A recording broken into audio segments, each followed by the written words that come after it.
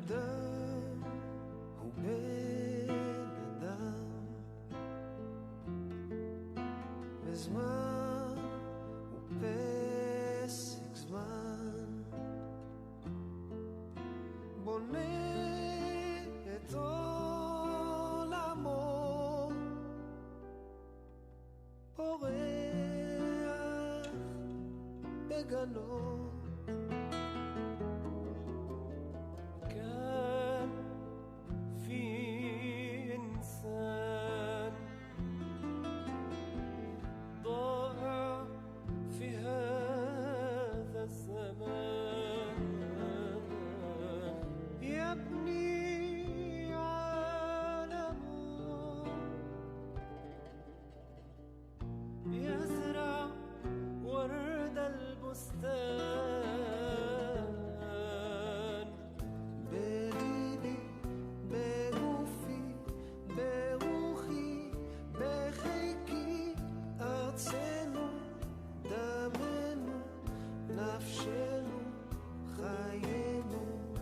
عالمنا في جسدي في روحي في عطري، أرضنا أنت في دمي أنت في روحي أنت معي.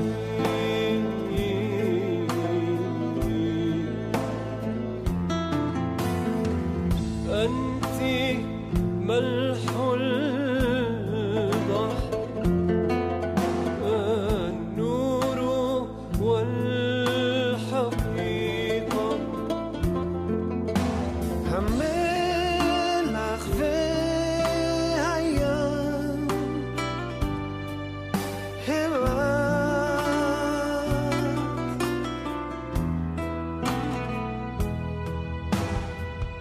النور والحقيقة في الصحو أو في الحلم، في عيوني في أحاسيسي أنت حبيبتي.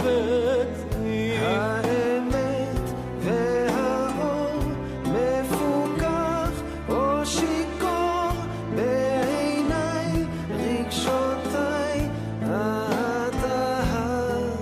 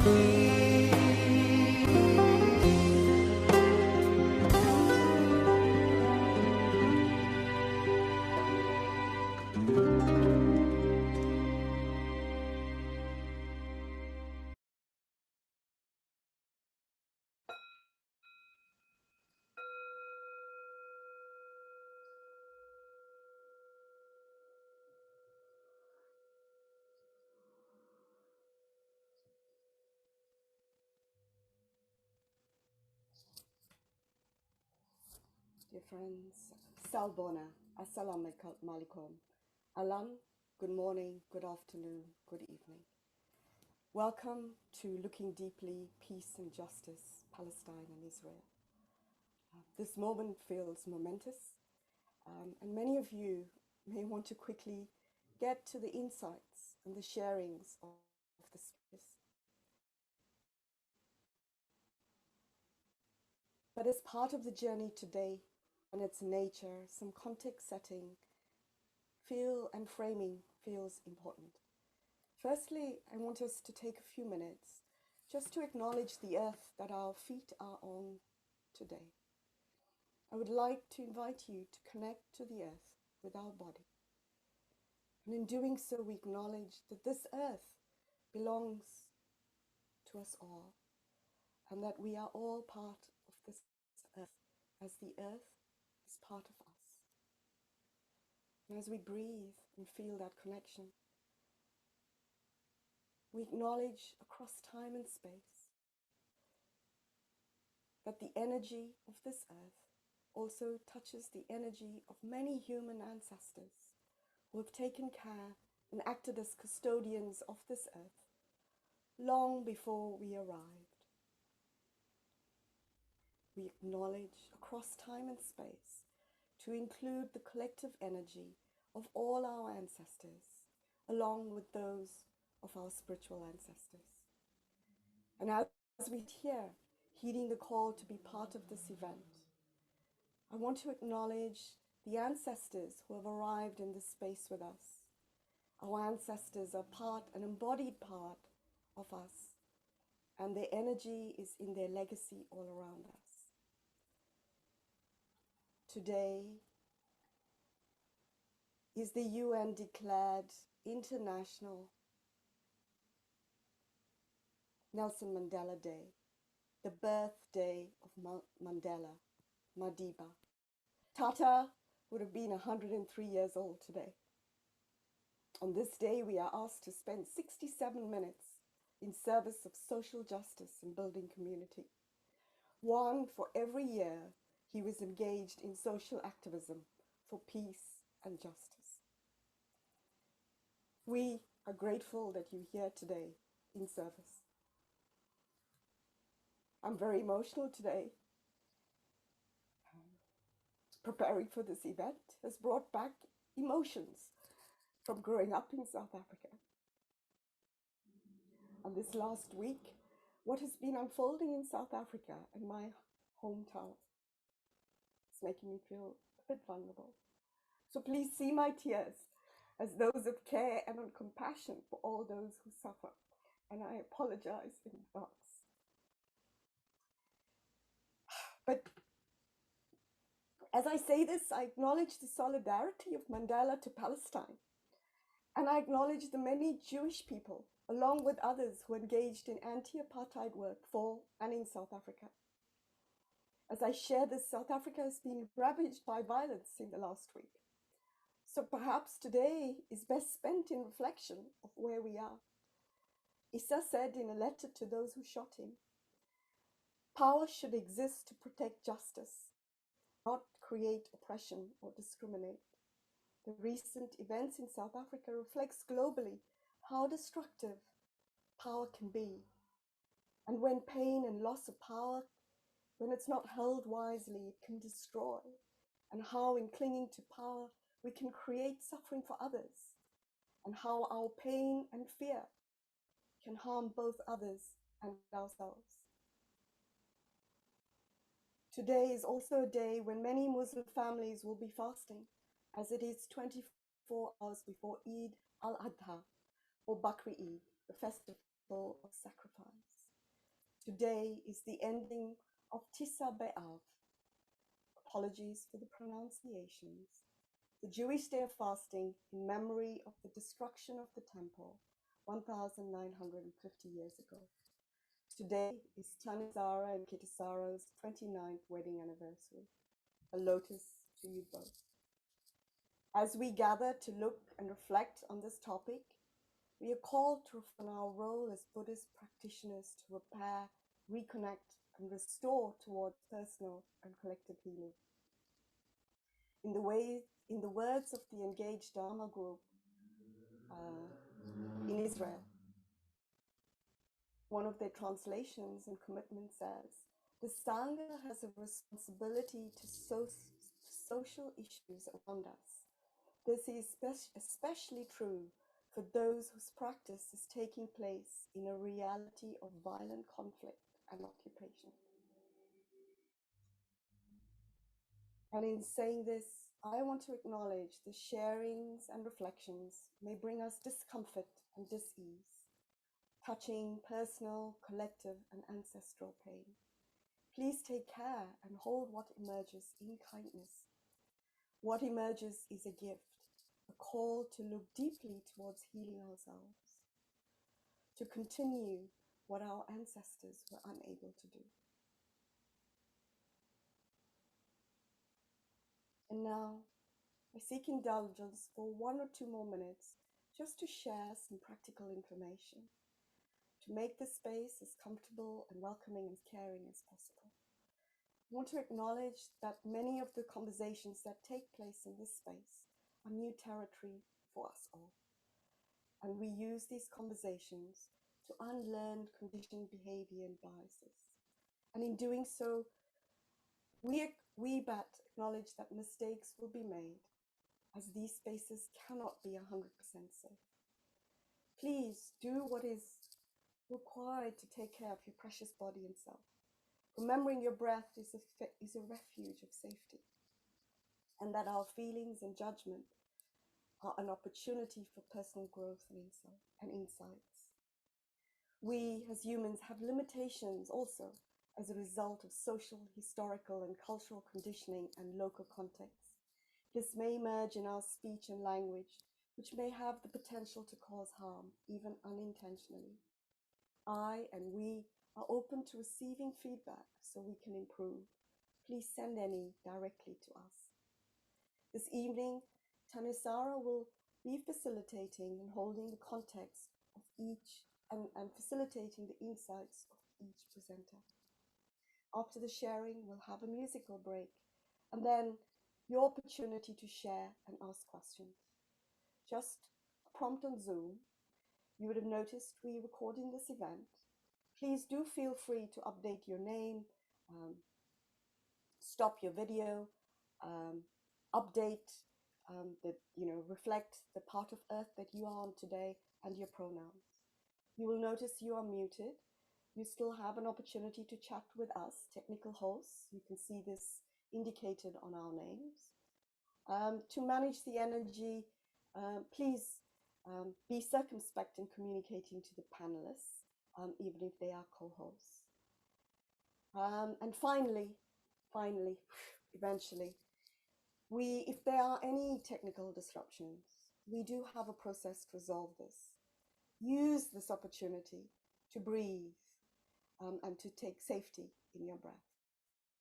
I won't actually introduce the speakers and Thanissara. I think it will not do them any justice. And I'm sure we'll hear a little about them. But what I do want to say, that the music that we played in this slideshow by Wasim Murad and David Broza, Song for Peace, was chosen to specifically honor the special relationship between Issa and Aviv as they have built friendship and engage in peace and justice building. Thank you for listening, and I will hand over to Thanissara after the sound of the bell.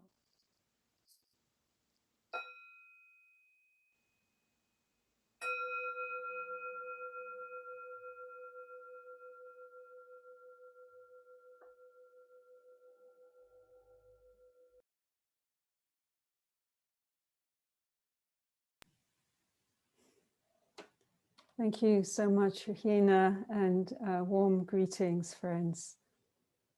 I would like to just reiterate and underline the whole of Rahina's message, and in particular for us to stay with refuge, stay within our hearts, within our body, using our practice in a gentle and supportive way, taking a deep few breaths and feeling that breath energy, this gift of each breath suffusing through our body, calming, soothing. The exhalations releasing and softening around places where we're holding, in our face and jaw, shoulders, softening the belly.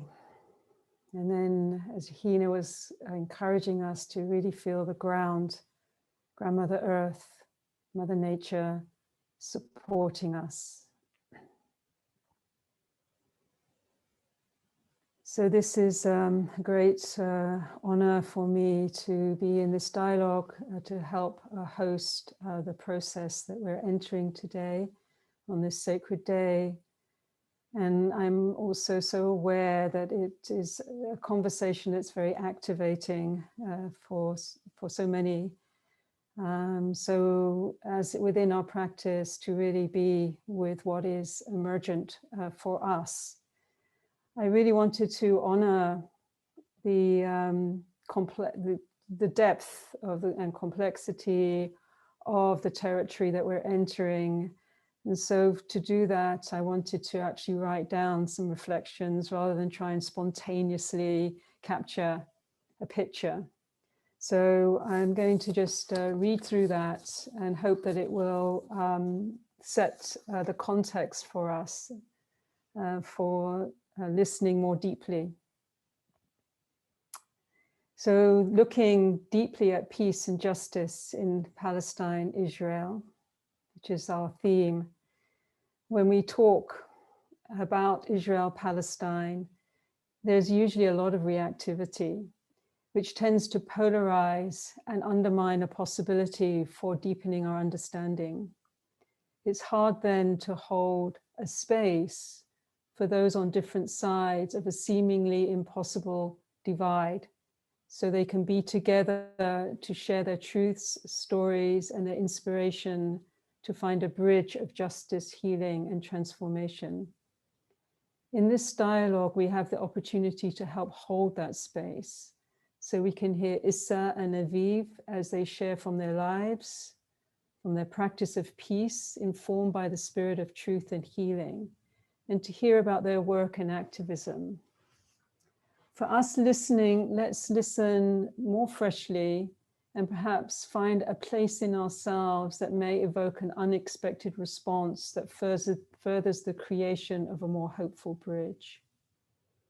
Both Issa and Aviv have strong roots in a spiritual and contemplative approach and a commitment to peace and nonviolence in a dynamic that is perpetually cycling through shocking levels of violence. To stay present in such intensity is challenging, so please to stay with our breaths, deepening our breaths, staying with earth beneath us. It's understandable if we want to distract ourselves, but our Dharma practice is to compassionately be present with suffering and seemingly impossible challenges. To give some context, it would be amiss not to name in particular the terrible situation imposed on the daily lives of the Palestinian peoples, originating with the Nakba, known as the catastrophe, the profound trauma of loss of country and land through mass expulsion under the British mandate when creating the modern Israeli state. While we on the outside tend to hear about the times when tensions explode into violence, it is really the unrelenting Israeli state-sanctioned daily acts of oppression that continue to devastate everyday life in Palestine. The use of intimidation, fear, surveillance, severe restrictions of movement, threats, abuse, discrimination, removal of property and access to water, health support, and resources, the impeding of healthy childhood development, imprisonment, isolation, suppressing access to the outside world, and so on, are all very egregious. From the outside looking in, the Palestinian situation at the hands of the Israeli state is truly deplorable. To all intents and purposes, it replicates an apartheid state, not completely analogous with South Africa, which has a different history and is a different country, but is the same dynamic of a dominator group that holds power enforced through violence, and a subordinate group forever in resistance while trying to survive inhumane dictates they have no say in. What is harder to perceive is the moral cost to Israelis maintaining a system of such extreme oppression. The irony is not lost on any of us, I'm sure, that the Jewish peoples are caught in perpetuating a cycle of violence that they themselves experienced as victims through centuries of traumatic marginalization, oppression, and cruelty, culminating in the extreme horrors of the Shoah, Holocaust. Also feeding Israelis' fears is the near memory of attacks on Israel from neighboring Arab countries and the spate of horrific suicide bombings 20 years ago or so. So please still keep breathing deeply. Overall, it seems a cruel twist of fate that the promise of a secure nation state placed Israelis in the profound moral jeopardy of exerting their rights to land and safety at the incalculable expense of violently subordinating a people who have historic rights to the same land. As in South African apartheid, those caught within the dominator group become complicit with injustice, as there is both subtle and explicit social pressure to go along with quietism, to avoid naming the elephant in the room, so to speak. Those who stand up to challenge and critique such chronically unjust systems of oppression often become isolated, ridiculed, and sometimes undergo more dire consequences. At the same time, psychologically, often those colluding in systems that promise their safety at the immense moral expense of perpetuating daily acts of violence often actually feel themselves to be a victim in a dynamic they can't control. They feel their side is never really understood and therefore feel further alienated and aggrieved, which fuels wanton aggression. So in terms of context, while there's a clear massive imbalance of power, with billions of dollars from the US every year sent to Israel, the greater percentage of which sustains the military occupation, at the heart of this situation are two peoples on a small piece of land caught in a profound trauma cycle, with both sides fearing for their survival. Taking some deep breaths. There's also a way, and this I feel is so important, that Israel and Palestine, the dynamic, reflects the larger global dynamic of climate and resource apartheid, where those used to being dominant are increasingly impervious to the suffering of the majority world, who are experiencing the collapse of environmental, social, economic, and political stability. Though in recent times, it's now very clear that not one of us is untouched by the impact of a world on fire, even those billionaires trying to escape to space. In a way, we are all in a global apartheid system with deeply inequitable historic causes that are now crashing our collective living systems. The times we have now entered are unprecedented. We are all moving into unknown territory and will be facing enormous challenges that will profoundly test us all, personally and collectively. In the midst of this, the challenge for us as humans is about how we can hold together. The challenge is for us to be fully, and we need to be fully in our humanity as possible. Ultimately, the greatest apartheid is really the apartheid against our human hearts and its empathetic sensitivity. It is the mind, Sri Nisargadatta said, that builds the chasm, but it is the heart that crosses over all divisions that the mind creates. So today we are in the presence of two exceptional hearts, Issa and Aviv, two people who have struggled with an untenable situation that overwhelms us.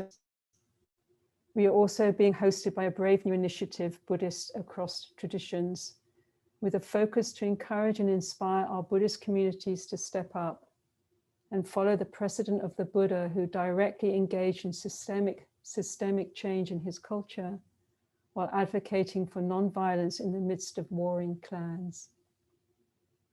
As we listen in today, let us be encouraged to evolve beyond a meditator's quietism. Let us close the gap between the realities we live within and the conversations we need to have and the actions we need to take to shine a more courageous light on the path of justice, non-violence, healing, love, and peace. As Madiba, Mr. Mandela said, it seems impossible until it is done. So I welcome you both, Issa and Aviv, to this conversation, and we thank you so much for being with us.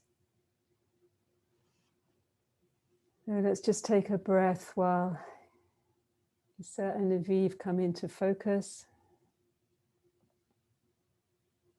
Just feeling what's present for us in our hearts, in our bodies, connecting with earth.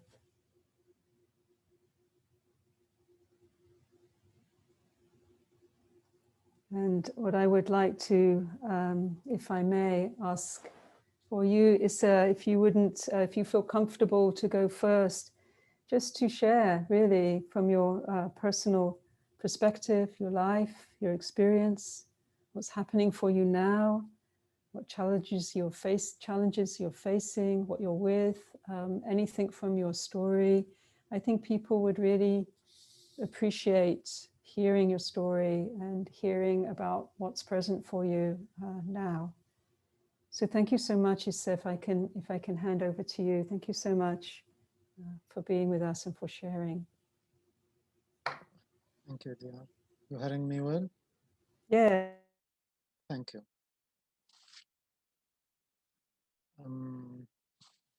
First of all, I would like to thank you and Rihanna for the presentation. And just to remind that we are living in Palestine, a very special days for the Jewish and for the Muslims.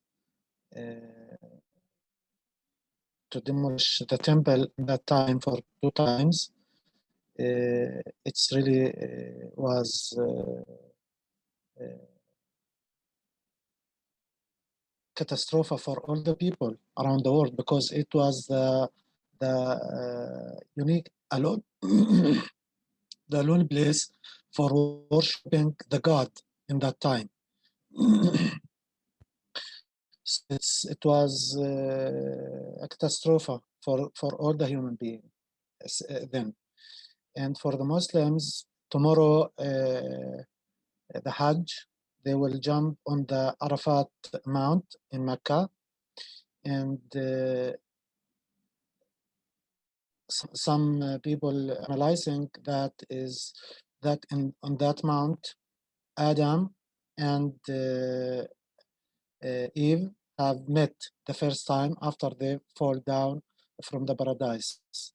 After the mistake they have did in the paradise, they fall down on the ground and met on Arafat Mount in Mecca.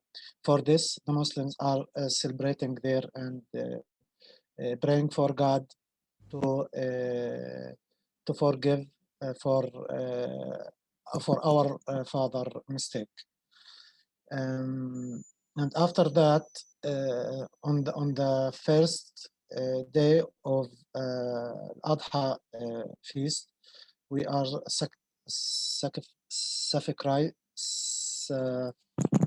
sacrificing a goat instead of our son. when when the God have told Abraham to sacrifice his son.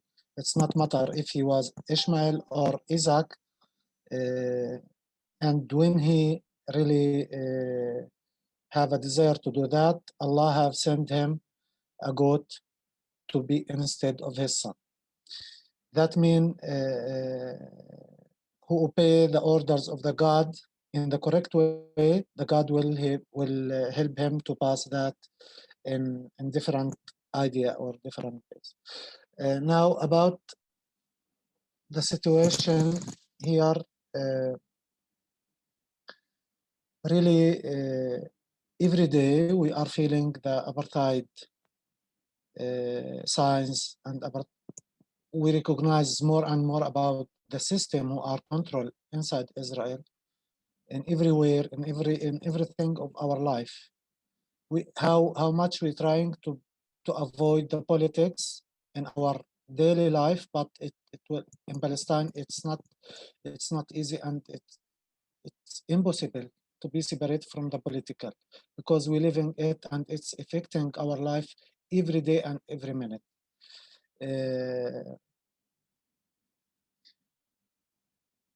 Today, exactly in Al-Aqsa Mosque in Jerusalem, it was a crazy day because the Israeli police have not allowed for the Muslim or kick them out from the holy Al-Aqsa Mosque, and allowed and guarded the settlers or the radical religious people to get in inside the mosque to do their practicing and praying, I don't know, crying about the demolition of the temple. That give us or give the Muslims to believe that they are not thinking about sharing the Temple Mount, but they looking and all the time dreaming to demolish the Al-Aqsa to build their temple instead of or on the ruins of Al-Aqsa, and this is the horrible feeling for all the Muslims around the world, not just for the Palestinians. If we go a little bit far from Jerusalem to Jordan Valley, just in the past few weeks, have demolished the Bedouin small villages or communities in different places of Jordan Valley for the 8 times, especially in a community called Humsa, in a very hot weather and atmosphere, desert atmosphere, we can say. They took the water from them after they demolished the tents, and they left the people under the hot sun in a desert atmosphere there, just to pressing them to leave the place. East of Ramallah is same, in another places also the same. Until now, the problem of Sheikh Jarrah and another places, Silwan in Jerusalem also, nothing showing us that the problem will be solved. And every day we're hearing that the people who are lived 100 years there are standing to kick it out from their homes since hundreds of years.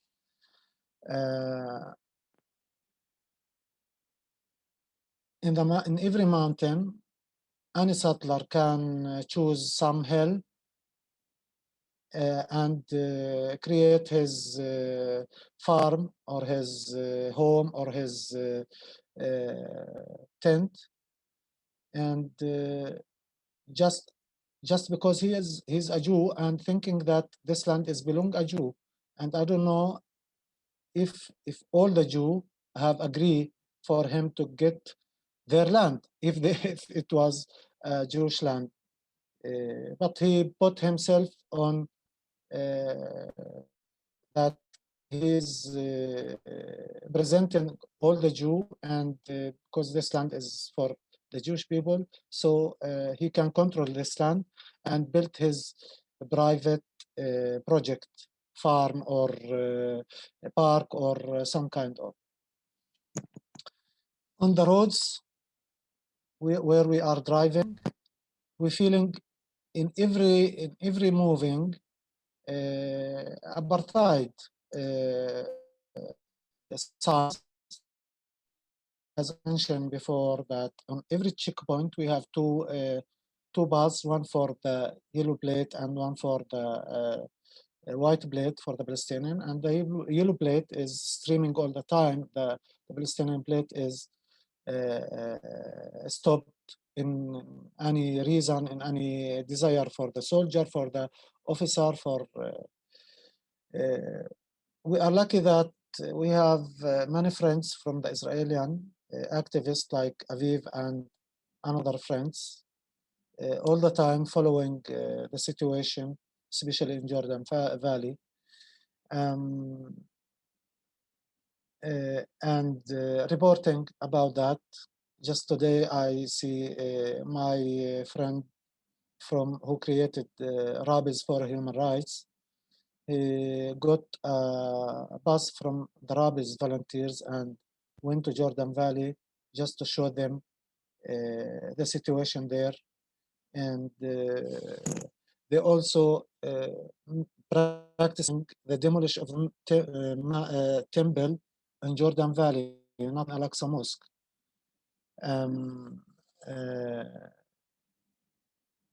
All these conditions, what we are living, we still have a hope of peace, and we are hardly working to create the justice to arrive at peace. Because as we said last time, that the peace will not be strong enough if it is not built on a justice base. So it's not a time to talk about peace or for peace. It's a time to build a justice to arrive the real peace. The internal situation of the Palestinian people also, it's not on his well situation. A lot of internal problem. Some part of them have caused by the external or the international committee, like stop financial support for the Palestinian Authority, which is actually now is a services or social services authority, not real authority on the ground. But in the coming few months, the simple people will feeling the effects of that stop financial blockade of the Palestinian Authority, because it will affecting the health system and the education system and the social affairs system and another social system in the society.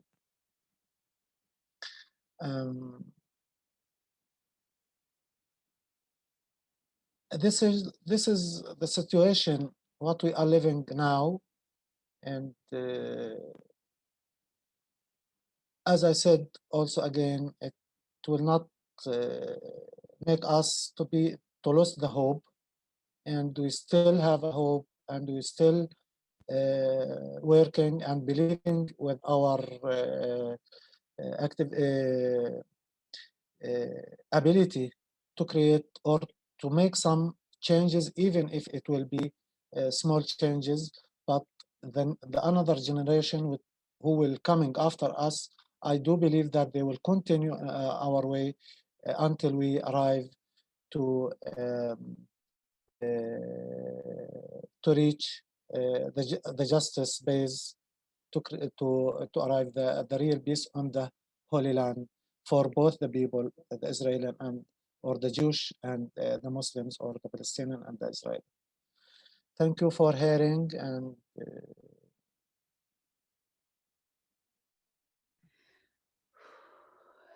Thank you, Issa.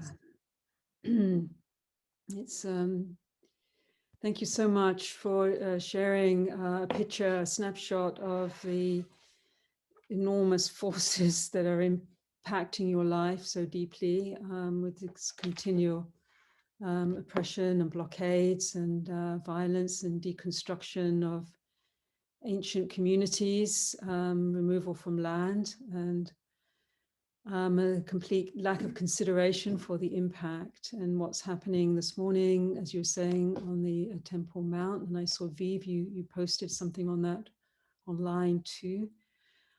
So I saw some of that as well. And I'm very moved by this kernel of hope in the midst of what seems to be so overwhelming. And I know in your personal life, you had such a huge impact for you from the violence from the IDF, how that impacted you. And I wonder about how do you hold this hope? From what you've also personally been through and the sacrifices that you've been forced to make in your life.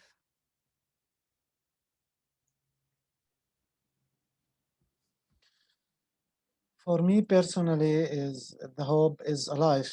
If I lose the hope, I feel that I'm going to die. Without hope, I cannot live, even if I see the dark path, which is in our life today. But all the time, I see the light at the end of the tunnel. Many from my Palestinian friends all the time sometimes blaming me about the connection with the Israeli people or groups because they have already lost the hope. But I still have a hope and still in my connection with them, and succeed to change some of their minds about that the Palestinian alone, they cannot do anything.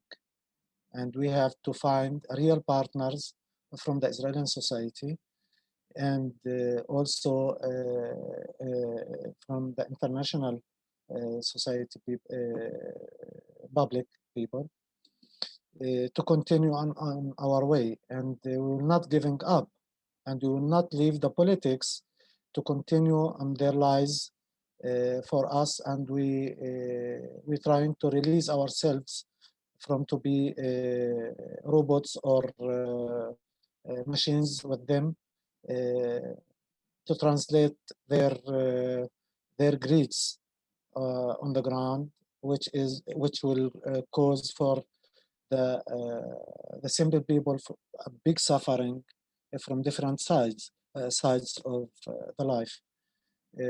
For this, we have to resist all these, to resist and to shout against all these activities which cause the suffering of the people in this area. So the hope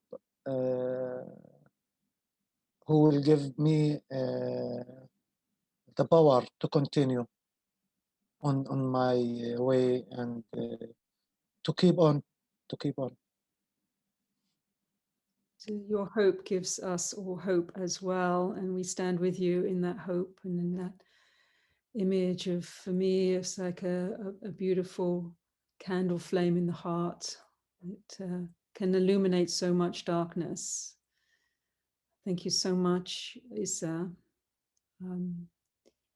Aviv, you've been listening. I know you know your friends, and you've helped each other through this dynamic that you're both living through and within. And I know, Aviv, you've spent many years in engaged Dharma, and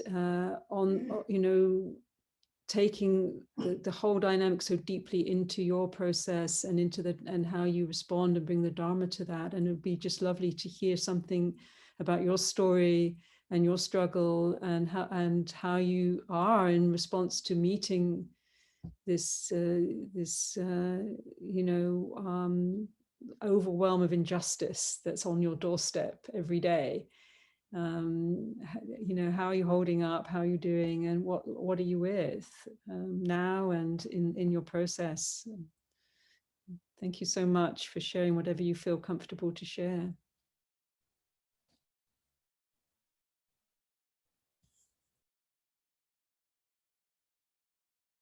You're still muted, Aviv. Oh, you can be unmuted by the host. Great, thank you very much. Actually, it's a good experience for an Israeli to not to be able to speak and not to have control. So that's also relevant for this evening. So yeah, like Issa, I want to first thank you very much, Rihina and Thanissara and a few others that have thought of this and organized it and giving us the opportunity. Precious evening. My story, what will I tell you? I think for me, a turning point maybe was some 20 years ago. I was, but didn't mean to say that, but I will. Actually, I was serving in the army. I was an Israeli soldier, like most Israelis. And what I did after the army, I actually flew to Japan. I lived for 2 years in Japan, and I was practicing or studying shiatsu and martial arts, meditation. And coming back to Israel, I continued with that, and I also went into university. And I graduated my first degree, if I remember correctly, at like summer of 2000, I guess. And I knew I wanted to continue to a master's degree, but I said I need a year to really, I called it a sabbatical for devote myself to practice. So I went to Europe in the summer, had a very intense period with my martial arts teacher. And it was supposed to end after a few months with a 1-month retreat in Gaia House. And halfway through, I think it was September, more or less, the second Intifada broke out. Okay. So I was on the one hand in a time where my plan was to be spiritual. And what happened unexpectedly is that I got to see media reports of the Second Intifada, not as an Israeli through Israeli media, which is very, very biased, but through French media. I was in France at the time. And actually, I don't speak French. I don't understand French. So it's not that I knew what they were saying. I just saw the pictures, just saw the videos. There was no Facebook then, no social media. So what I had was French TV. And it was a huge impact for me. Whoa, what are we doing? And I know that if I had been in Israel at the time and seen things through Israeli media, I wouldn't have received that impact. And November came, and I went into retreat. And I think my karma yoga, or whatever it's called on the retreat, was to clean toilets, and I would get old newspapers cleaning the toilets. And a picture caught my eyes, and so I read it, and in the newspaper it was a story. I don't know how meaningful it is for a foreign audience, but 20 years later, still in Israel and Palestine, everyone knows the name Muhammad Adura. He was a small child in Gaza that was killed by Israeli soldiers. And I got that like very strongly in the middle of my 1-month retreat. So I knew that, I was coming back to Israel, and to continuing, I still had 8 months of spiritual practice left. That was the plan, and I knew that I had to get involved. Okay, so for me, in the most very bare details, the so-called spiritual practice and the reality of occupation, violence, conflict, apartheid, they're one and the same. They're not separated. And one thing led to another, to make a long story short. And 12 years ago, in 2009, was one of the big Israeli attacks or wars on Gaza. And I was, I practice in a meditation sangha in Israel called Tovana, which is quite, for Israel, it's quite a big size, and it's a beautiful sangha and so on. And I was thinking to myself, like, how come we're not really responding, relating? We have to, like, we have the ability, we have, because of practice, we have a lot of capacities that are so meaningful, so important for dealing with this violence. And actually, we're not doing much or anything. So that was that gave birth to a small group. We just call ourselves Israeli Engaged Dharma. Which is like it sounds. It's a group of Dharma practitioners and others. Others have joined us as well, which are not necessarily Dharma practitioners. And today we are in partnership, or we work in solidarity with 2 Palestinian communities, 2+. That's also how I got to know Issa, and got to learn from him and to work with him. And maybe the last thing I'll say here, so initially, yeah, we very much had this idea of peace work, and who will do better peace work than Dharma practitioners, and the Sangha can be a social force for change. And that's what we set out initially to do. But once we moved from idea to practice, to actually doing it, we don't find ourselves in peace. We don't find ourselves in a peaceful situation or in reconciliation work. Yeah, we engage, so we are very intimately engaged with conflict. It can be physical violence and the suffering that it creates. It can be the psychological and emotional damage of hatred and fear and uncertainty. And we are choosing. It doesn't matter if some of us are doing it for maybe less time and some of it for longer, but time after time, we choose to, as Dharma practitioners, to come in very intimate contact with violence and with the creation of violence.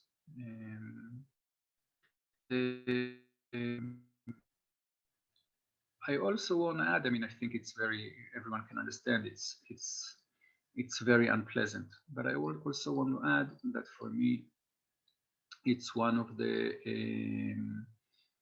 huge, or I don't want to call it a gift, but valuable things in my life. One that I am able, I get the support from friends and from the practice, not to disengage, but to be involved. That's one. And 2, it has been so important for me, for who I am, the things that I learned, the things that I had to deal with, friendships, understandings. Maybe today some of my most significant spiritual experiences happened on the ground with Palestinians, with soldiers, with settlers. So I'll finish with what I said before. For me, the practice and activism, they're very, very, they go together very well.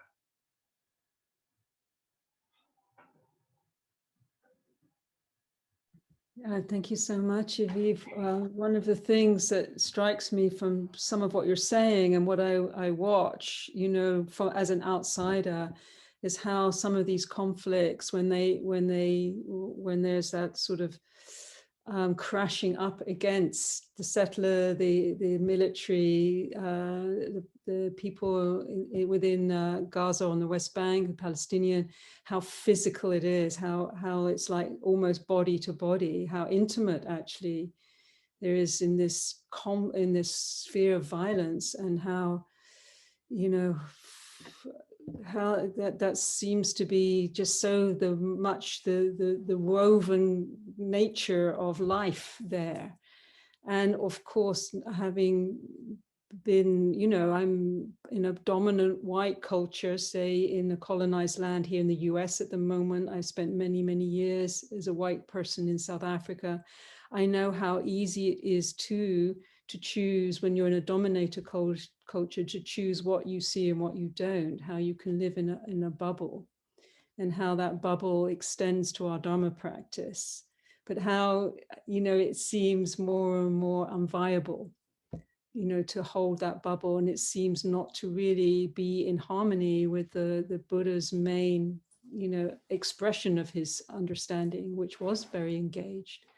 So I wonder for you, as you have taken this step, is engaged Dharma and put yourself on those front lines and felt that intensity and really bring it into your practice. What is it? What is the response to that from the larger Tovana, which is one of the larger groups, to you to engage Dharma? Is there interest? I mean, you know, there feels like there could be, like in a lot of the Buddhist communities, also outside of Israel, sort of stuckness and a myopic vision. How is that for you? How is that play out as you engage what would be your natural allies in this, you know, Dharma, in this Dharma way? Right. So maybe as like a preface to an answer, what you mentioned about the dominant culture, I think it's very important to understand that for Israeli society, the Israeli Jewish society, there are, or today, agreeing for peace, wanting peace and so on, or realizing it, there's a price to pay for Israeli society. You know, you have to let go of privilege. You have to give up privilege. And we can give details. You have to, I don't know, either evict settlements, or be willing for one state, one person, one vote, democratic state, give up Jewish majority, many things.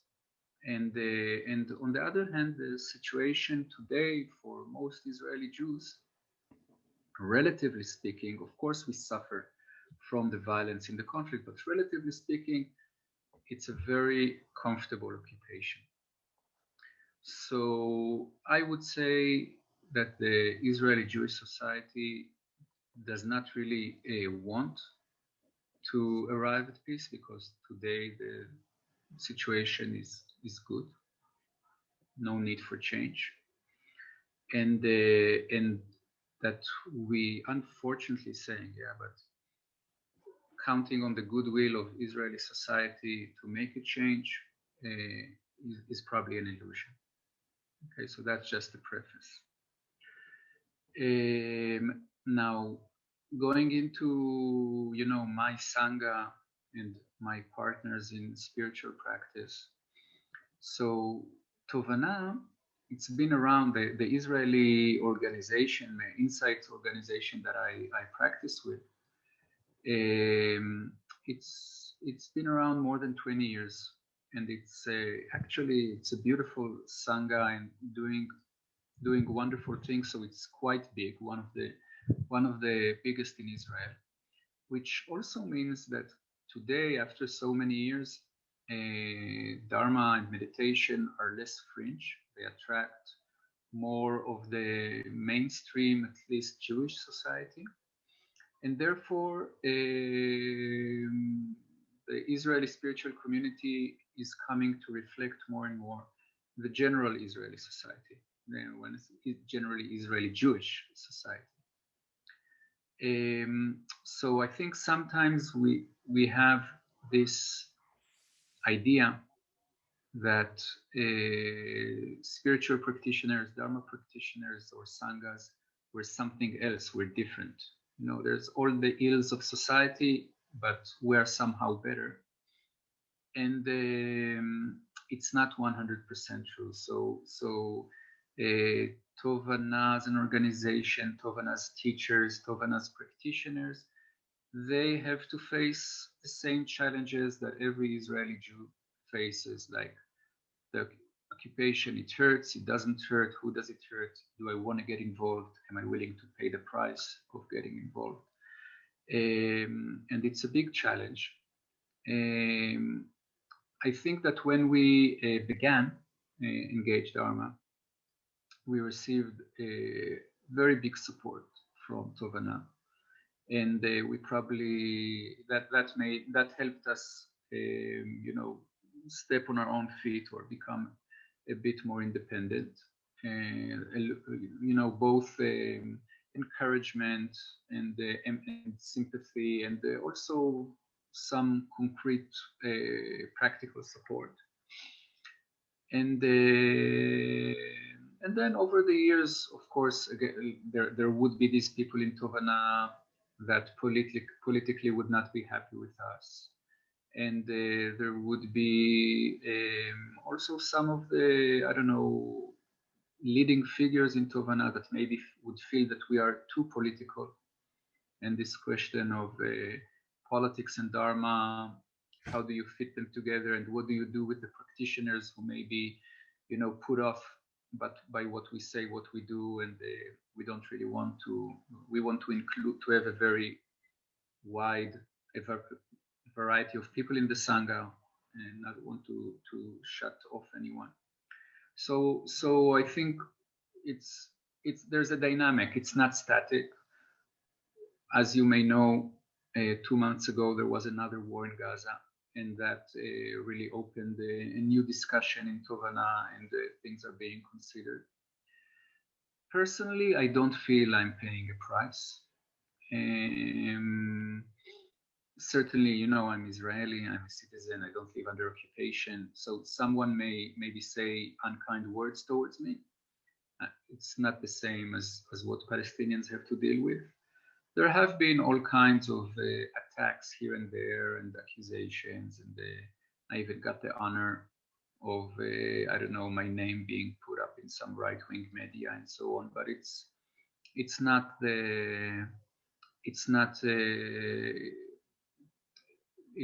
important. And I feel very much that that Tovana as a Sangha is a huge support. How to realize the potential. Maybe the potential is not fully realized. So it's work in process.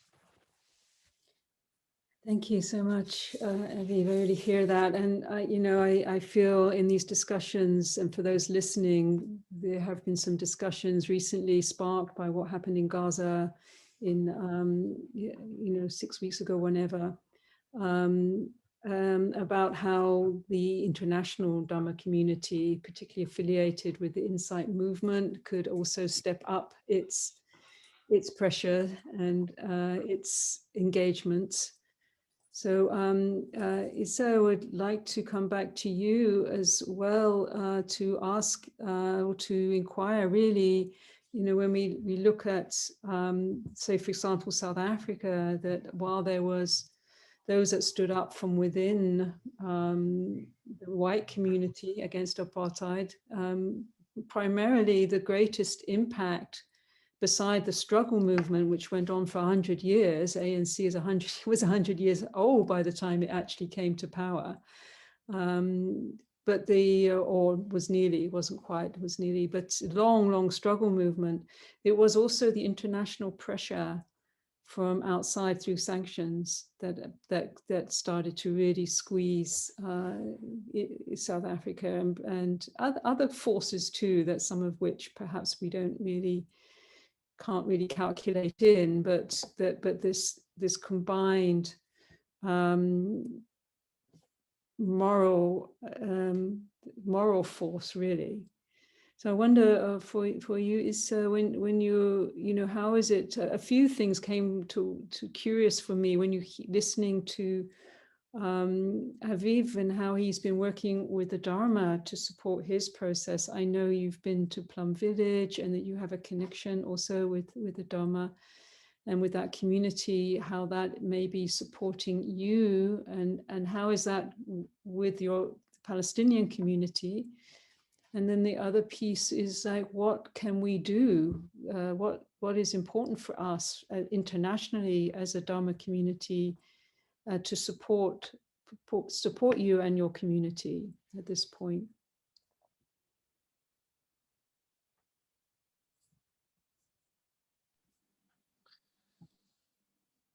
The meditation and to connect the meditation and Plum Village and the Buddhist is open my eyes for new methods to keep in hope and to keep in peace and to feel the peace, or to build the peace inside myself, and to try to spread it out, because if I will keep it inside myself, I will be or I will feel some kind of selfish. It's not enough all the time. I'm saying that it's not enough to feel the peace inside or to feel the happiness inside if you're not trying to spread out or to share it with the people. And since my childhood, if I'm in a bad motion, maybe I will keep it for myself. But if I am in a good motion or a good feelings, I'm sharing it for the others. This is what I'm growing on. About how that helping me to continue on my way in daily life or under the occupation. I think, yes, it's I learned from that to how to hug my bad feelings, or like the anger, or how to treat with the anger, with the sadness, with the hopeless, or all these kinds of emotions, and to wake up again and to back to myself again by meditation, by breathing, by all these practices, to have enough power to continue my path on, or my way. About the comparative between the situation in Palestine and South Africa, I think all the world, and it's not a secret, all the world have supported Israel to create on the ground, while all of them also have knows that in this place, or in this ground, they are a people. And once when the British consul have visited me, British consul in Jerusalem have visited me on my house, I asked them about Balfour Declaration And I told him that Balfour Declaration is from two parts. The first one is giving the Jewish people to create their homeland in Palestine. The second part is without affecting the life of the original people who are living in this site. He simply, when I asked him this question, he simply smiled and answered me in a shock answer. He told me how you can imagine that we bring a people from outside with their handbags and told them, create your homeland without affecting you. And really, this answer is shocked me and give me to think that the world in that time are very full stupid that they are agree for that. Or the situation in South Africa have ended by after the boycott of that system, the apartheid system, and a real pressure on that system. But until now, we don't feel that there is a real even planning, not just pressure, a real planning for Israel about what they did on the ground against the Palestinian people, or maybe to be correct, against the non-Jewish people, in Palestine.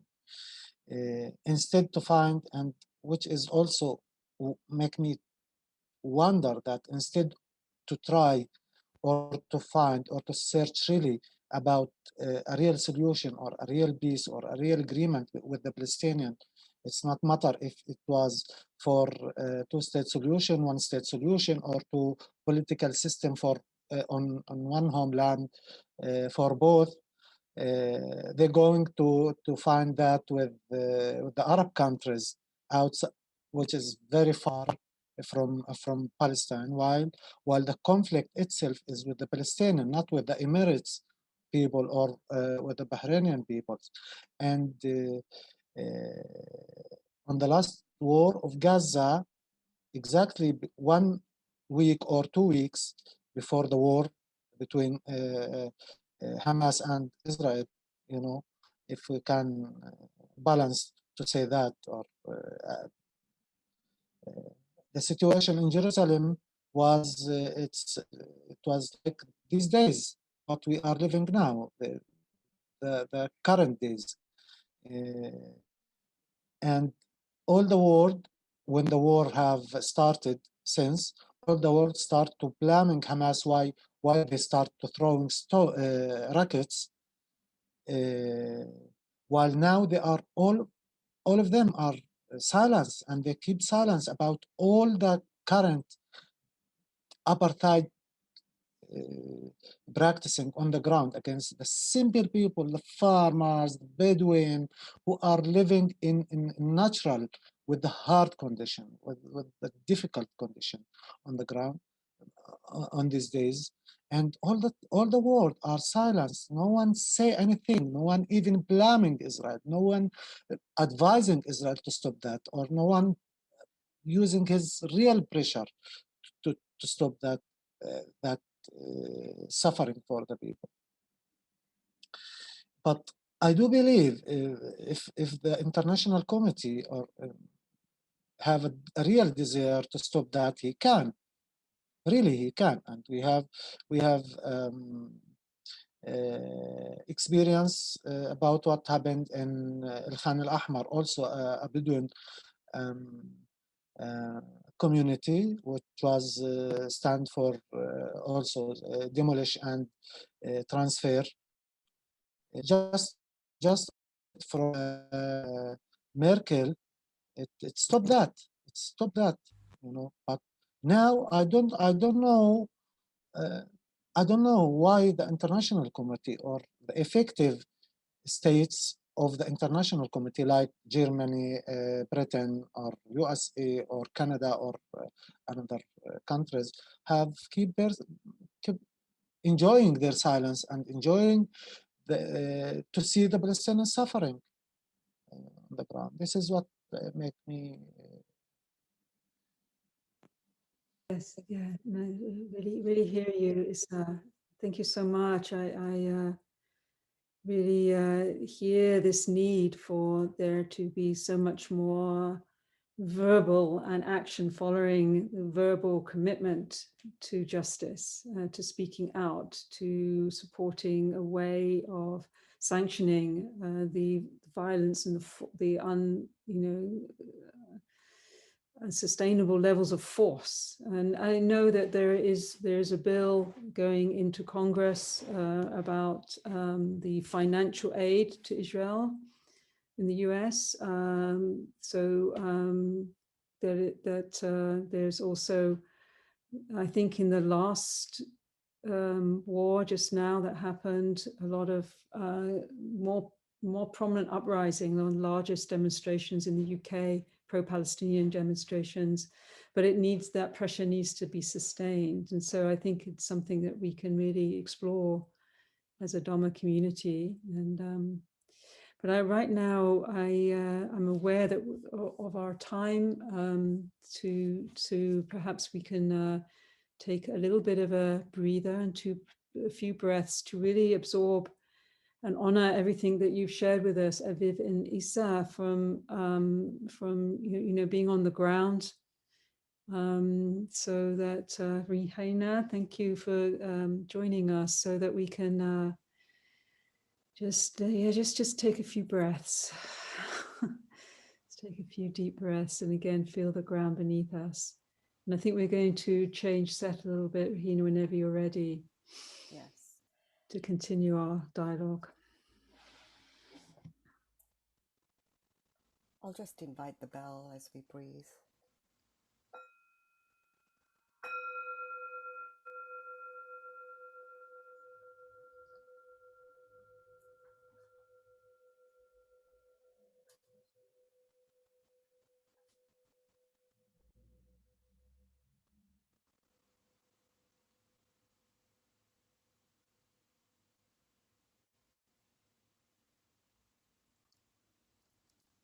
So, dear friends, you may want to take a breather and stretch your legs and massage your body. Just take care of yourself. We'll have a few minutes break. And while we have this break to ground ourselves, and we'll come back after the break and continue the conversation. We have a song that our friend Joe Haltaway has prepared specifically for this event. He has indicated that he didn't feel his words would do justice to the pain and to the suffering, and was so inspired by the poetry of Mahmoud Darwish for the connection with the land. And so he's taken the creative license to amend some words of the poem, "The Stars Taught Me to Read." So Joe is unable to perform live, so please enjoy this video on his behalf, and we'll come back and continue with the conversation. Thank you.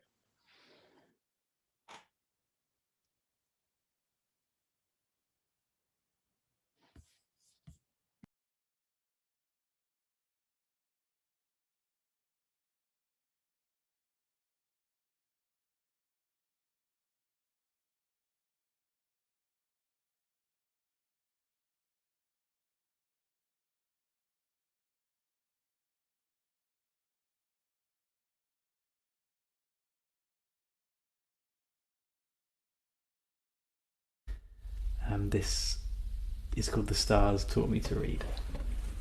The chorus, if you want to sing along. The stars taught me to read the words in the stones and the sea, and the rights of the river to trees that are rested, rooted and free. And again. Stars taught me to read the words in the stones and the seed and the rights of the river to trees that are rested and rooted and free.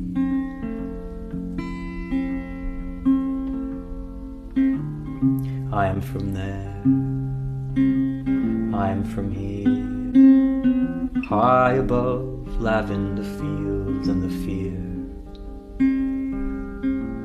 On this blue day, mountains and stars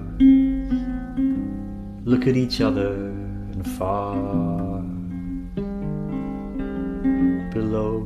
Brother kills brother, lay to the songs of their mothers.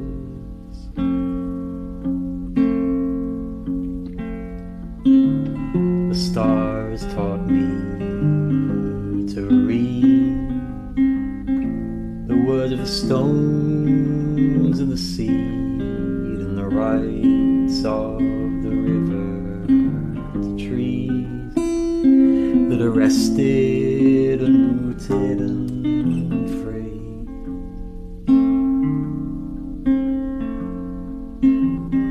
I am from there, I am from here, the drying of water and tears and the dust of the day on family lands. Home is a casualty no longer stands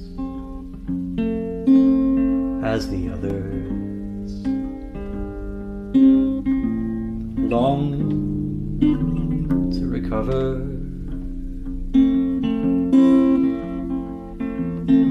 The stars taught me to read the words in the stones and the sea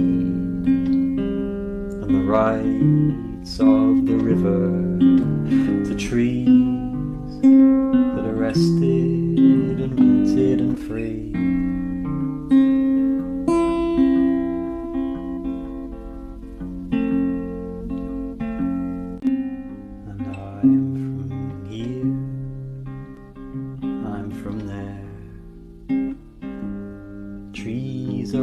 Standing prayer to the living, to the young, to the peace that may come.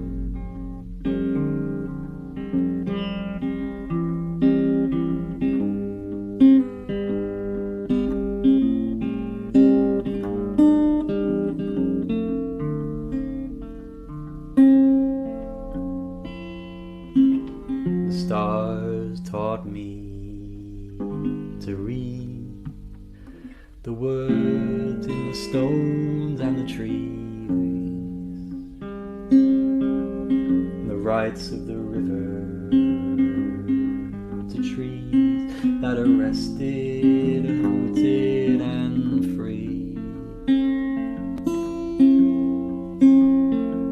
And the stars, they taught me to read the words in the stones and the seed and the rights of the river to trees that are rested and rooted and free, that are rested and rooted and that are rested and rooted and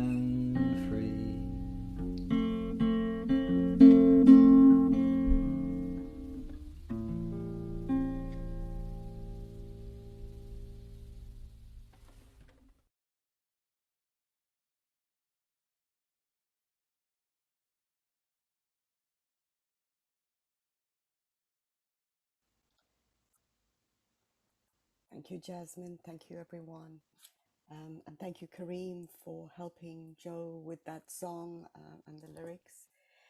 We were going to have a breakout space for you to share, but we feel this conversation is so important that we'll all benefit in our practice for this to continue on.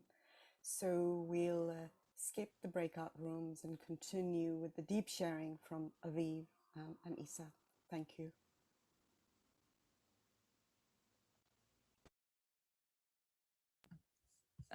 Thanks, Rahina. I just put in the chats, there's the bill, the Palestinian Children and Families Act going through Congress right now that you can support. There's a call from the Jewish Voice for Peace and Action, this HR 2590 bill, demanding Congress support the bill ensuring tax dollars don't fund imprisonment of Palestinian children, home demolitions, or Israeli land theft. So that's winding its way through. That's one of very, very many things that we can do. I don't know, Rahina, if you were wanting to take questions from anyone or just to continue. Is there anything that, I mean, I don't want us to finish, Issa, before hearing about your project, the peace place that you're building, because this is a benefit also. We want to support that, get behind that and help that realize and become manifest as an actual building.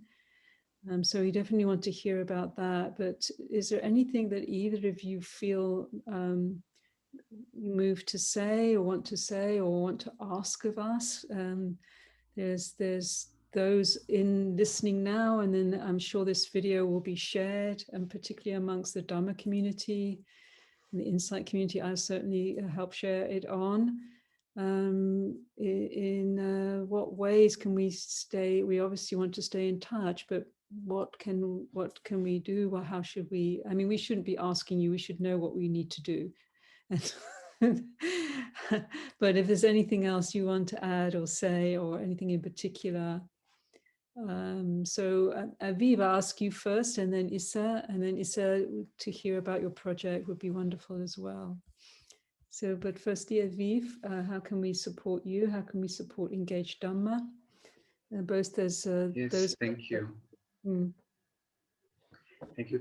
I feel like I want to ground the things I've said until now with some examples of what we're involved in, and then maybe I'll try to think of like what support can I ask, or can we ask? So I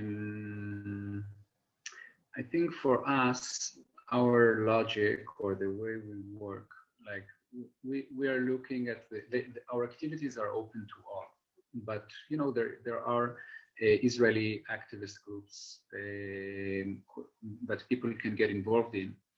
So we see our main role as reaching out to the Dharma community and finding ways to get practitioners to come and be involved, which means that we are trying to attract people who don't view themselves as activists, maybe for them to go into Palestinian villages or into areas of conflict confronted by settlers, by soldiers, is something that is very, very challenging, and they can't perceive themselves doing it. So what we try to do is to have a basis of very, you can call it soft activities or less challenging activities. And the best way we found is working together with Palestinian farmers, just joining them and their families in the olive groves or in the fields, and working together. And it can be very peaceful days, and with the events just being talking, getting to know each other, and enjoying the land together. And it's, on the one hand, it's very simple. On the other hand, because there is so much segregation and separation between Israelis and Palestinians, it can be something huge or with a strong impact on Israelis. And you mentioned, I think, when you described the bill that's coming up in Congress, you mentioned land theft. So this seemingly innocent activity of working with farmers, sooner or later, or you can say sooner rather than later, brings us in touch with all kinds of how would you say, attacks on the Palestinian farmers. And they can be done by individual Israelis, or they can be done by the state. And then as a group of so-called non-activists, it's not that we hear about this big political thing of occupation and this Palestinian village far away, that this happened, that happened. It's people we know. We know the village, we know the landscape, maybe we know the affected family, maybe we ate lunch with them. And so this turns this big capital A activism into something very, it's much more natural, much more spontaneous.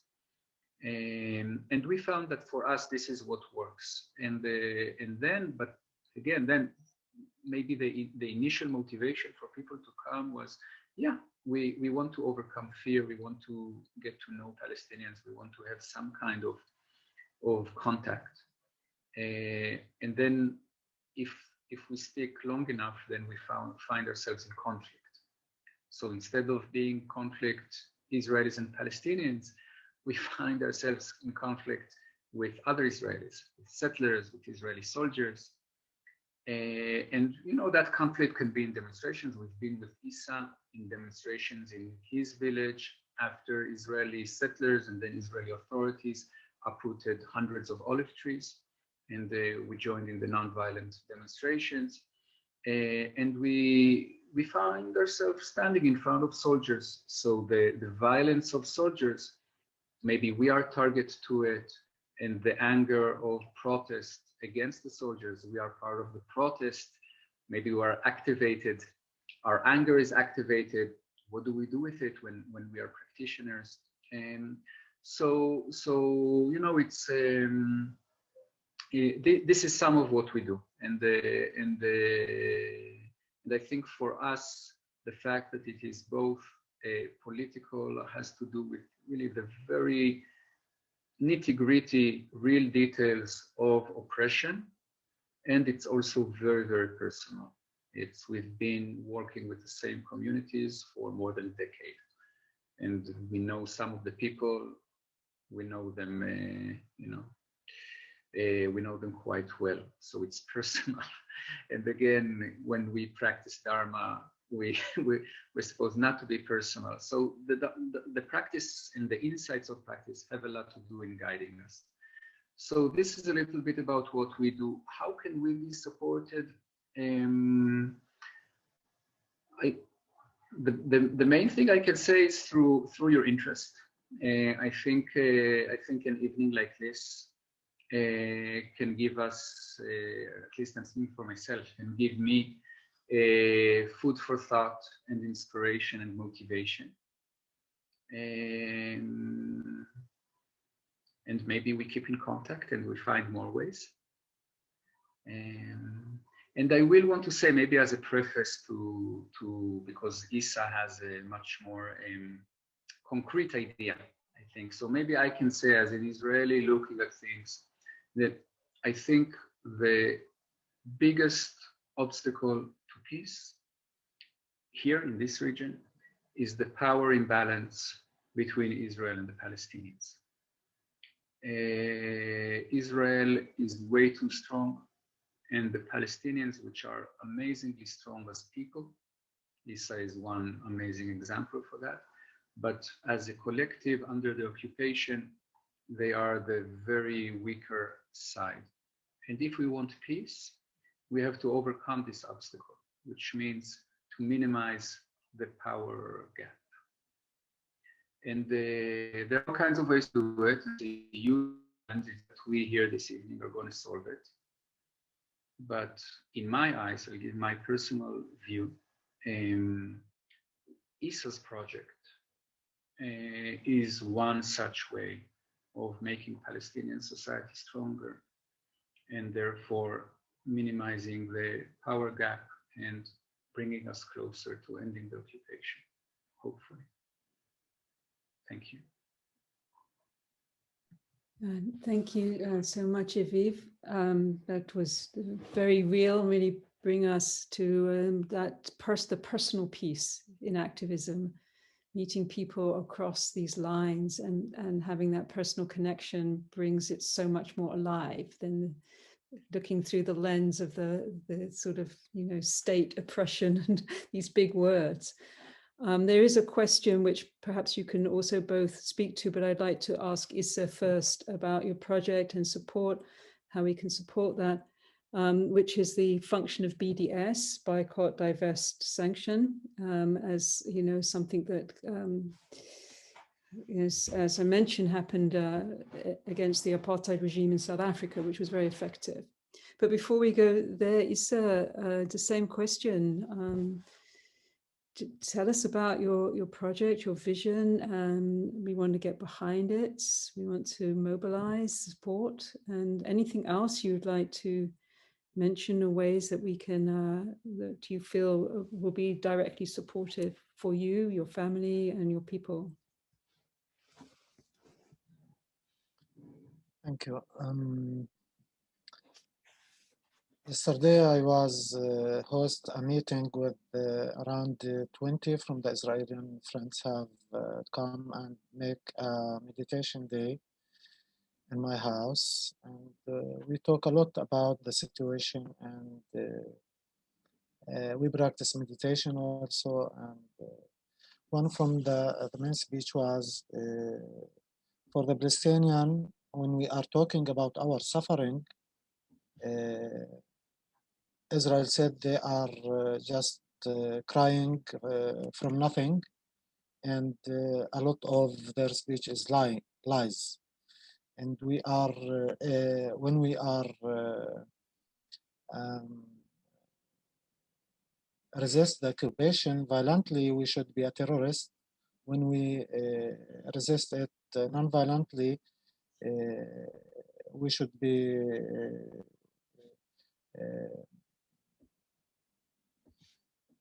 anti-Semitic, or I don't know.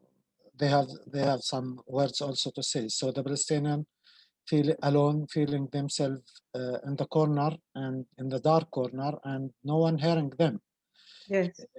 From this vision,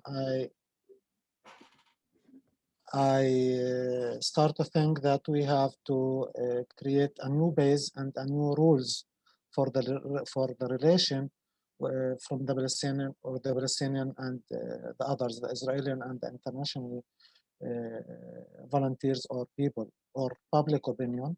And my project is one or the first step, or one from the steps on this vision, to collect or to gathering the people together and to hear directly from them, and to see on the ground also, to take them as around the area,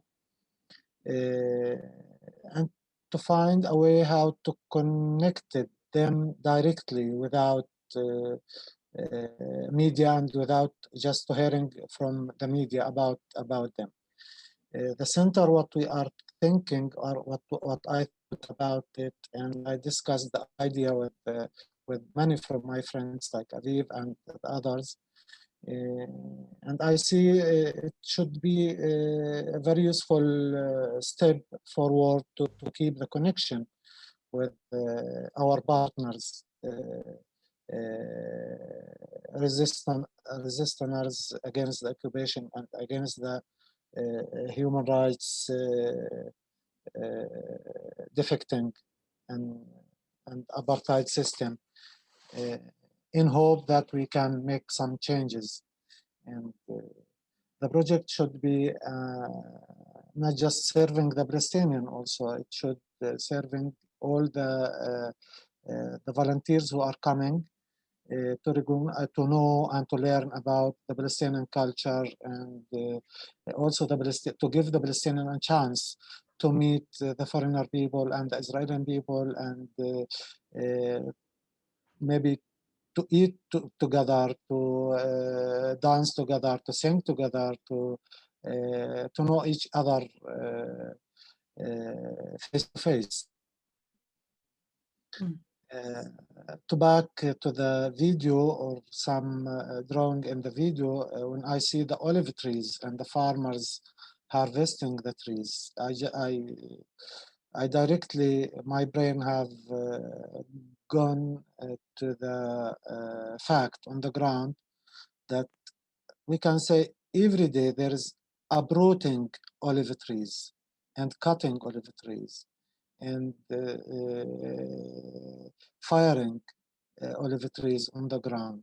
Just 2 days ago or 3 days ago, in Borin village, have the settlers have cut by the electric. So 70, around more than 70 olive trees, which are the farmer have looking after it very well, and it was very green, and it was, and they cannot, or no one can know how the Palestinian, what the meaning of the olive tree for the Palestinian. It's one from the identity formers of the Palestinian. So, and to grow the olive tree for the Palestinian is exactly like to growing a child for him, and it will when he come to his field and find it uprooted or cut, it's like to find his child die or killed. Not everything, and to back to my project, because not everything or all the activities of the occupation on the ground have reported by the media and no one hearing, and many things no one hearing about.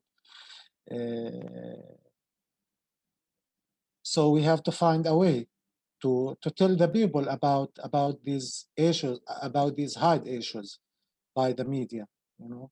And the center, the target for my project or my center is also this thing, to tell the people about the unreported things which happened on the ground.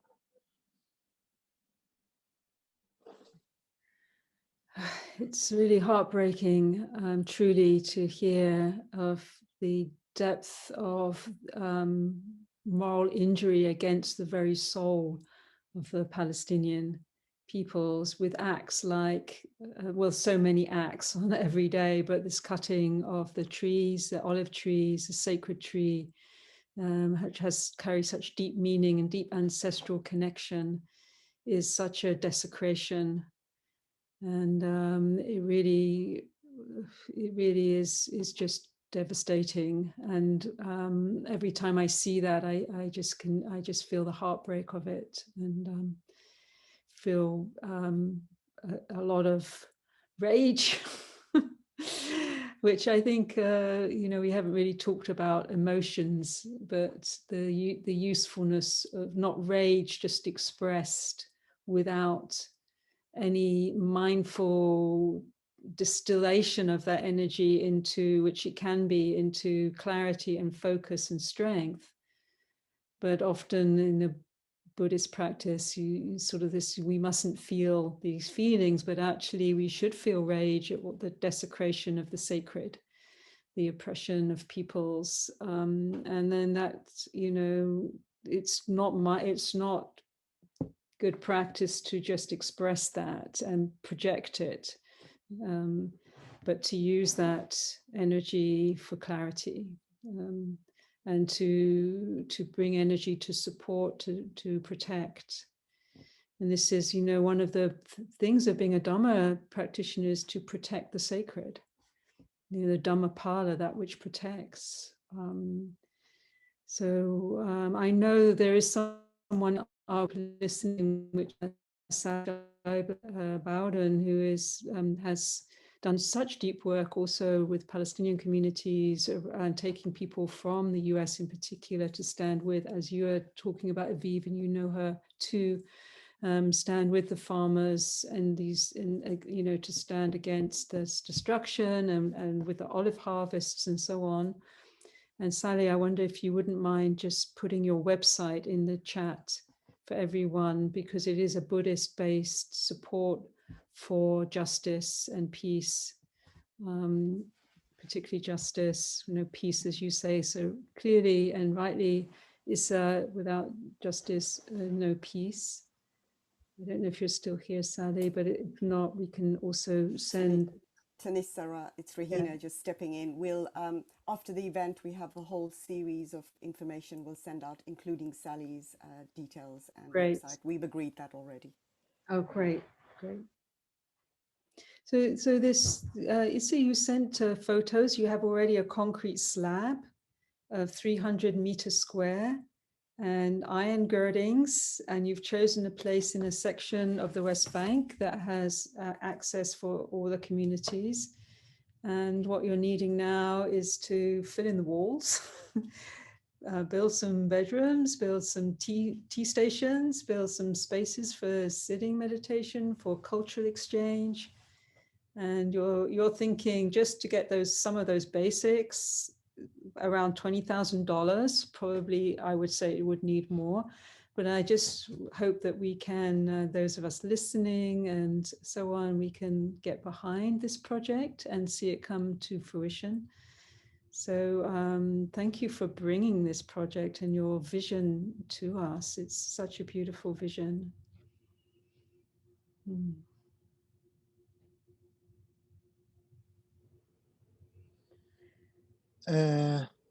Yes, the project is constructed on 2,000 square meters, and 300 square meters should be covered and divided for a meditation hall, and 2 or 3 bedrooms for the foreigner people who, or the people who are coming from far, to have a place to sleep in the retreats or in the activities, in the long activities. And another services like kitchen and bathroom, and also to fix the garden, to plant it, and to put it, to make independent place or some kind of independent and closed place to feel everyone who are coming to visit or to participate us for our retreats or our activities, to feel safe and normal and rest also. That's such a beautiful. It was such a dream, and on the ground, I feel that it's going on to be a fact, inshallah. I feel that it's, you know, it is like, it reminds me of actually a story from the true story from, I think it was Damascus, in the Syrian collapse, a man that was growing roses. He was grow roses and teach his son to grow roses. And as it turned out, in the midst of all the rubble around him, growing these beautiful roses, as a sign of just holding that beautiful spirit. And it feels like that. It feels like growing something really beautiful. Sometimes you can't always, you know, do what we can with the system, but sometimes you just step out and grow a different kind of garden, a different kind of world that people can see. There's a different world that is possible here, that we all need to grow now. You know, these systems that we're in that depend on the oppression of peoples, and at the heart of that, I think Mr. Mandela said, none of us are free until the Palestinian peoples are free. It's this really so true. You know, here in the US, there's such a reckoning around the violent history that the colonial project was born in. And of course, you mentioned about the Balfour Agreement and Britain, where I come from, and this great karmic debt of Britain. I'm glad that there's people, activists in Britain, on the rooftops of the arms manufacturers sending arms to Israel, been demonstrating for a long time now, being arrested, people coming out in force in London. So I hope that this all indicates some positive movement, but I would like to bring this question because I also wonder about it actually, because it is so often held with such controversy. And briefly, because we haven't got much time, and I know Hina would like to come in and has some things to say, but just briefly, what do you feel is the impact of BDS? Aviv, if you can have a few sentences, is something that you feel will be important for us to get behind, and Issa, because this is a... I'd say one thing for you to know that supporting BDS in Israel, you can get sanctioned in all kinds of ways. Yes. So as far as we're concerned with freedom of speech and so on, or freedom of political view, of course, Israel is a dictatorship. Okay, so it shouldn't surprise us. Yeah. But what I think as Dharma practitioners, I can say two things are very clear. One, just the same way I shouldn't steal, I shouldn't hurt people, I shouldn't lie, and so on, then I probably shouldn't get benefit from such deeds, and I shouldn't support their continuation. And when you buy Israeli products, you do both, because if they're manufactured through the occupation, then of course, when you use them, you benefit the occupation, and the money that you give that goes back to Israel supports its economy, makes it strong, and I think Israeli strength is what allows Israel to continue the occupation. The other thing is, as practitioners, I think the human mind, and practitioners are still humans, once it's very easy to fall into evil, like this is evil, they are evil, and so on. And we know that the mind very easily follows actions.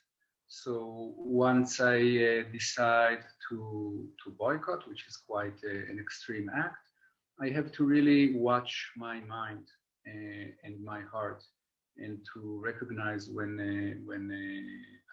aversion and animosity come up, and don't let them be rooted in your heart. Doesn't mean not to do the actions, just to be aware that the consequences can also be inside our hearts, and pay attention to that. Yes, that's so true. It reminds me of the day when Mr. Mandela left prison and said he left leaving hatred behind. It's like holding hatred is like drinking poison, hoping it will kill your enemies. So I think this, as a Buddhist practitioner, is a real discipline, regardless of what's felt, is to not turn those difficult feelings into hate, which is very counterproductive and actually undermines spiritual strength. Because, really, when you're up against huge militaristic power, then you really have just moral and spiritual power to bring to bear upon the situation. So one has to protect the heart from any incursions of hate and resentment and those natural feelings. Yes, if possible, spiritual practice.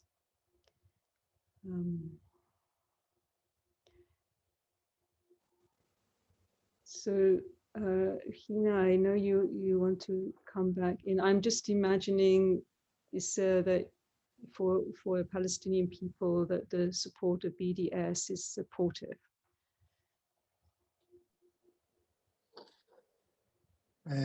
About the BDS, I think it's festival consider that's a personal decision for everyone to have to act against the occupation, even from outside, from the last point in the world, to have his part to resist the occupation, or to say, I'm not agree about what the situation or the system who are ruling in Palestine, which is very clear, become apartheid and ethnic cleansing on the ground. This is the first point. The second point, why the BDS or the boycott is very important now, because as I said before, because there's no way to resist violently, and if the Palestinian resisting violently, it will be a terrorist, and if anyone try to even to blaming Israel from outside, he should be anti-Semitic. So we don't have anything to do. We are locked on the corner, as I said before. We don't have any choice, just to boycott the products, the Israeli products, and just to give them some part of pressure, and to give them to know and to understand that a lot of people around the world not agree about what you are doing on the ground, what you are practicing against the Palestinians, what the development system, apartheid system on the ground against the Palestinians. I think it's the minimize active or act we can do, and we can say to refuse the current situation in the occupied territories and in Palestine. And I do believe that it should hurting Israel because you cannot imagine the power and the money who are spent against the BDS in the Israeli government. That mean, and that give us to think and to know and to be sure that it's hurting them very well, hurting them very well. So. Yeah. Thank you so much, Issa. Thank you so much, Aviv. We've sort of coming to the end of our time together. It's just been such a rich and profound and really welcome conversation. And I think too, you would like to wrap up with some last words.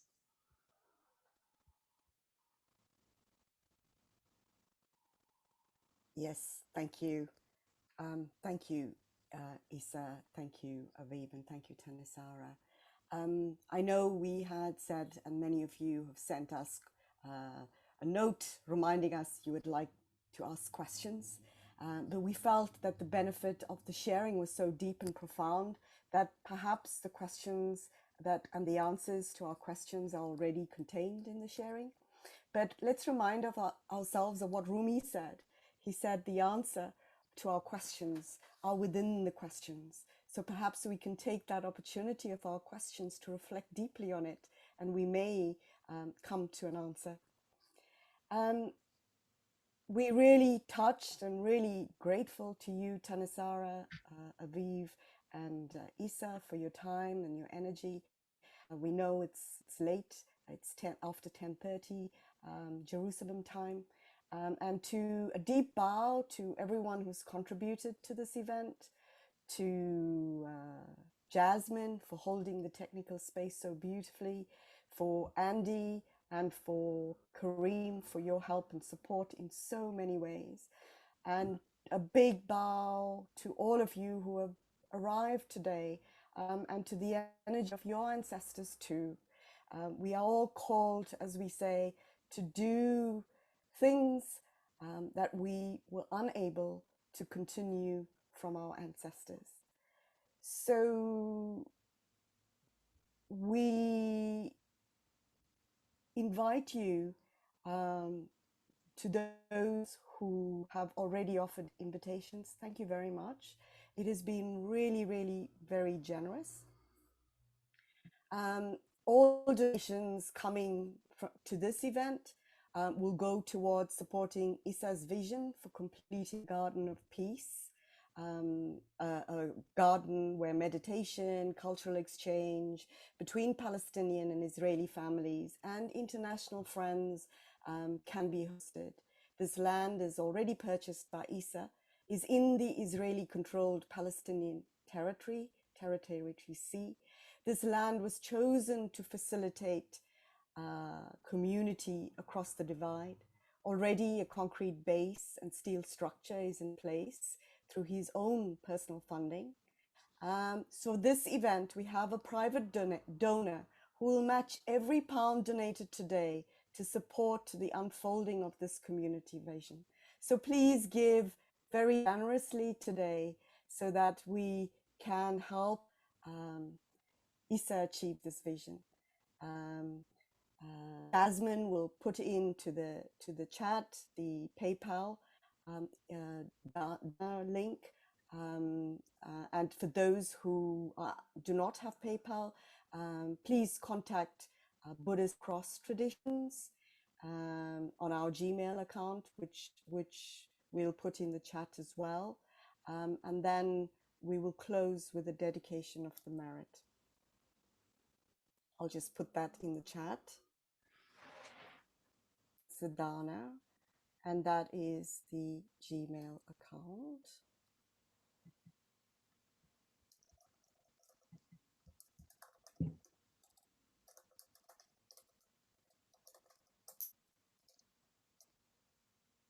So I will now close with the dedication of the merit, and I'll invite the sound of the bell. May we all awake to understand the root of suffering and iniquities, and to act to transform the suffering into the action of love, compassion, and understanding. May the wisdom of our noble eightfold path lead us into healing ourselves in the world. May the energy of openness, care, and commitment we have generated today extend across time and space, encompassing all beings in the past and 9 generations to come. May we all blossom an atom of courage to love without fear, hold the suffering of the world, and the wisdom to see the humanity in the other. May our one drop of peace encompass the world so that all beings can live in harmony with one another on this precious earth.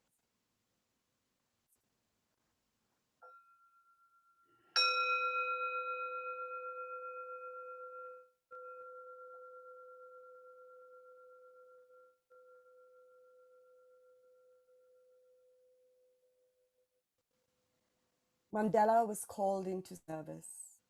Nelson Mandela's statement from the dock. He said, "I have cherished the ideal of a democratic and free society in which all persons live together in harmony with equal opportunities. It is an ideal which I hope to live for and achieve, but if needs be, it is an ideal for which I am prepared to die." He was sentenced to life imprisonment on Robben Island in 1962, remaining imprisoned for 27 years for his ideal. May your call to action be as compassionate and kind.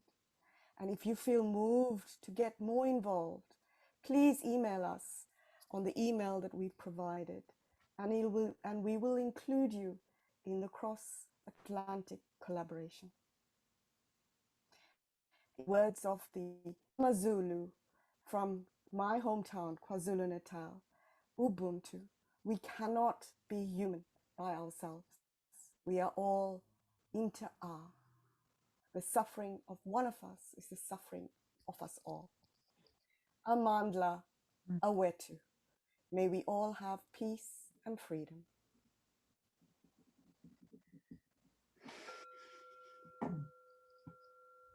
dear friends, we will now play out with a song, also a poem by Mahmoud Darwish called joined by other Palestinian and Israeli musicians. Please enjoy it. It's truly beautiful and only 3 minutes long. We'll open the chat so that you can say goodbye as you leave. And on behalf of Buddhists across traditions, a UK BIPOC-centered collective uniting Buddhist and mindfulness groups, practitioners in the service of racial healing and social justice, may we all blossom radically different, beloved communities. A bow to you, Buddha to be. Thank you.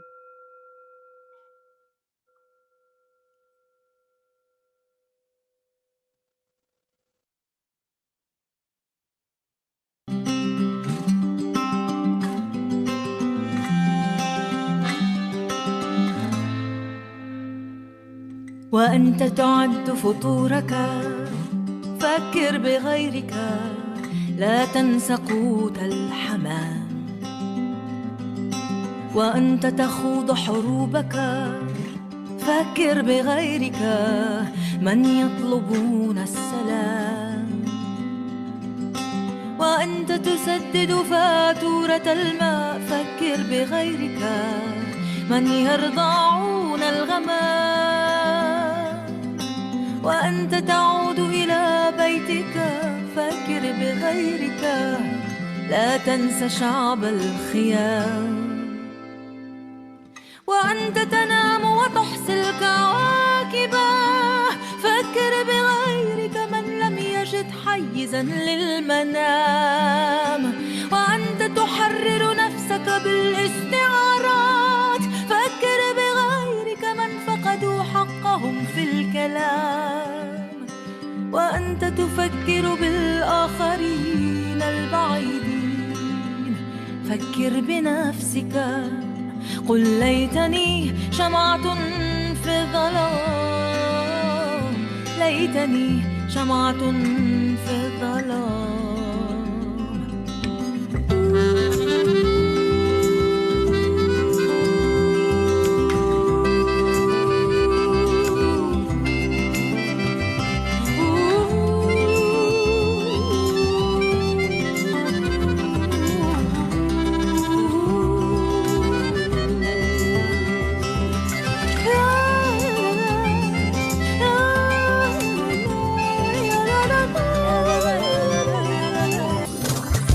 في ظلام بفتش على نور الشمعة الابتسامة على الوجه بس بالألف دمعة عيون الناس نشفت بيات اللمعة لا يوم غير لمايكل أحمد يوسي وحمزة صعب فكر بغيرك لما ولا واحد بيفكر الولا بيحير كيف أقرر لما قدامي جدار على حياتي مسيطر فرسامة جناح وفوق راح أحلق فكر في غيرك لأنه في غيرك ساكن هون كلنا مختلفين وكل واحد فيه له لون الثورة بتصير في الشارع مش على التلفزيون اطلع من الصالون كون انت نابليون تحتل في أحلامك كابوس الواقع لأنه حتى الأطرش صار سامع إنه اليوم هذا جاي ما في مانع الشمس ما بتغيب وراح تداوي القلب الواسع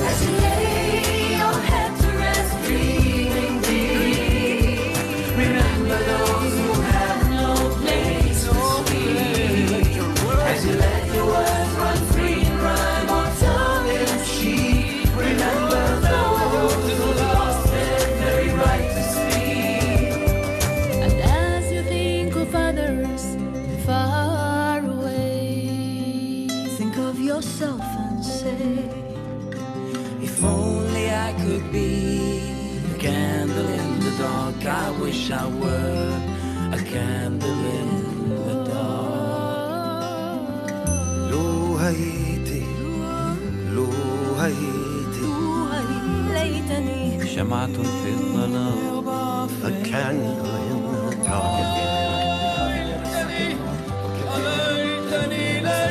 candle in the dark.